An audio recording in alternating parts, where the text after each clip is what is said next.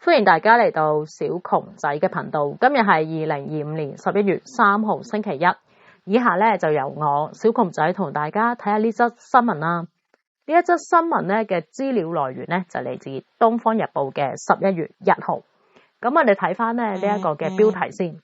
搭港鐵踢門飛鞋，加強執法罰款撥亂反正。咁我睇下呢個內文先啦。阻礙列車關門隨時都會涉及刑毀被捕，更可能咧被禁踏足任何港鐵站。東夫咧就即應發現，網上有片段顯示有中年漢陪同年邁女子於小心車門關閉嘅聲音響起之後，試圖衝入港鐵車廂，結果呢個中年漢咧被車門夾中，佢竟然用腳踢車門。更有另一片段顯示，港鐵旺角站有兩男子爭執，較年長嗰位咧穿住鞋明顯過大，當佢咧起腳踢人嘅時候，鞋子就飛脫咗啦。片段顯示一位中年漢陪住年紀老邁嘅女士，喺港鐵車廂即關門時懶得理會，試圖衝入車廂，唯只有呢個老婦咧成功進入，中年漢卻被車門夾到。車門開啟後，中年漢成功入閘，但仍然踢了車門一腳泄憤。喺地鐵站大打出腳嘅人唔單止係呢個中年漢一個，亦都有網民拍到兩名男子在港鐵旺角站爭執，邊走邊吵。目測年紀較大嘅嗰位男子一記踢腳，人又踢唔中，但係鞋就飛咗出嚟，真係令人哋哭笑不得啦。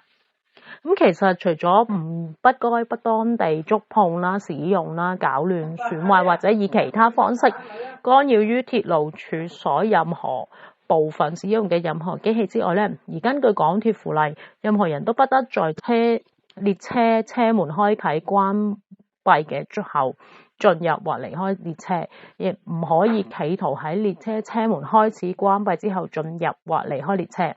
任何人不得干擾鐵路處所內嘅任何門或者閘，包括任何列車車門及月台幕門，違者咧就要罰2000啦。好啦，大家咧聽完呢種新聞之後，唔知有咩嘅睇法咧？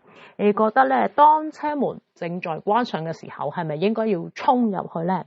咁請大家咧都留言俾我啦。好啦，我哋而家咧就嚟到小窮仔睇新聞後嘅學生字嘅時間啦。咁今日咧我哋又學一啲嘅生字先啦。